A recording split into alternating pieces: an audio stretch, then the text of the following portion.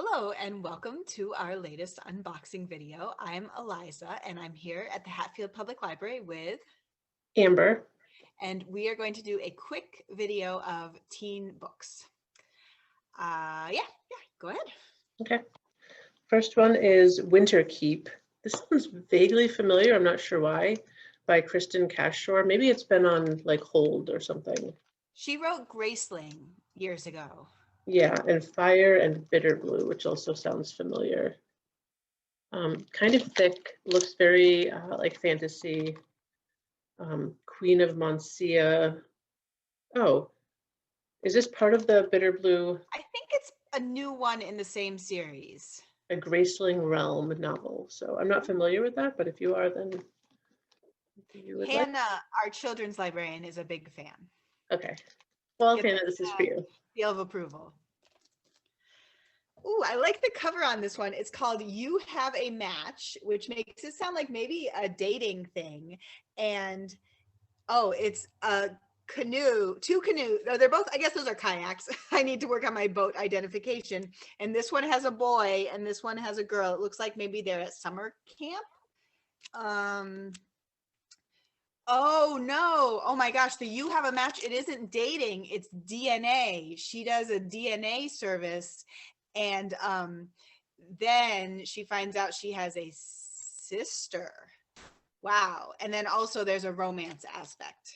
It looks kind of like a lighthearted adult book, just like the cover. Yeah. Yeah, it does look like it could cross over. Yeah.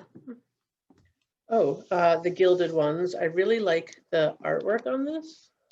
You can't really see it so much, but like the ombre and just like the clear illustration. It's by Namina Forna, 16-year-old.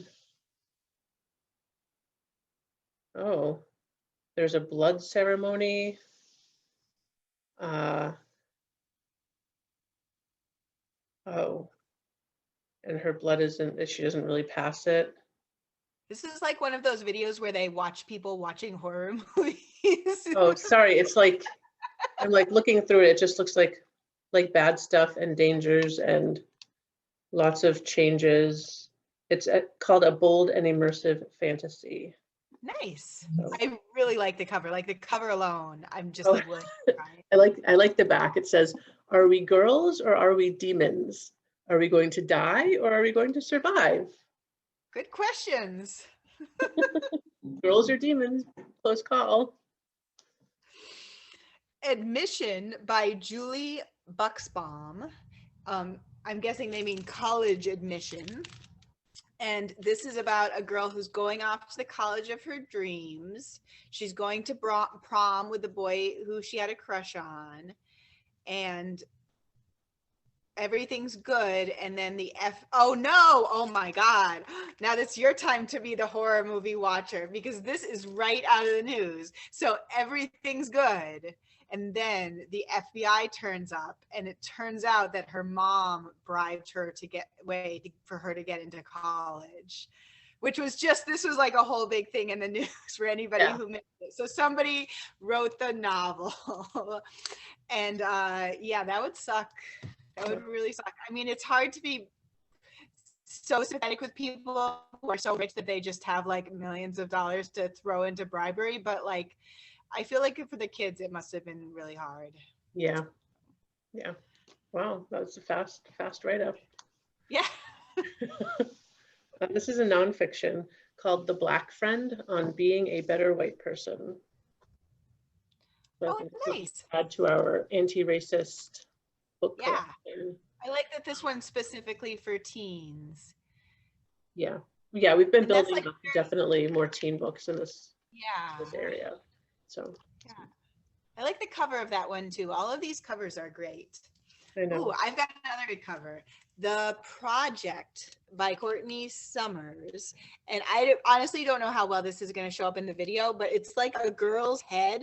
And then inside the head is like a swamp and a cabin in the woods with a red roof and a little person outside. It's dark. So I don't even know what the book is about, but it's already super creepy.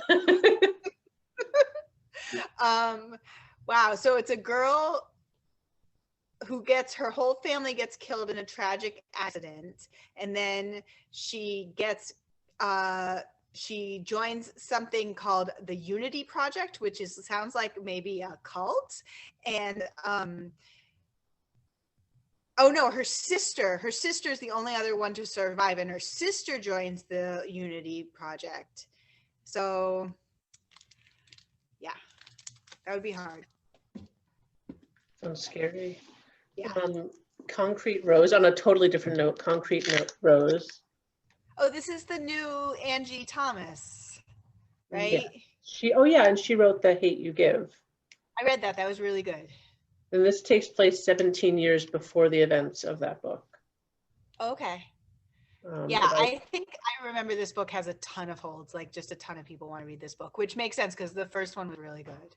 Yeah. Cool. Huh. Okay, so this one is called These Violent, I wanted to make sure it wasn't Violent Delights. And I like this cover. It's a little more of just like a generic teen cover, but if you look closely, it's got like a golden dragon thing going on, and it's takes place in 1926, which is different, in Shanghai, and it's a blood feud between two gangs, and at the heart of it is an 18-year-old girl who is the heir to one of the gangs. This is interesting because it looks almost like fantasy, but I can't really, there doesn't really seem to be a magic element. It almost seems like it's I think it's actually a retelling of Romeo and Juliet, but in 1926 Shanghai. Huh. That's sort of interesting. Yep.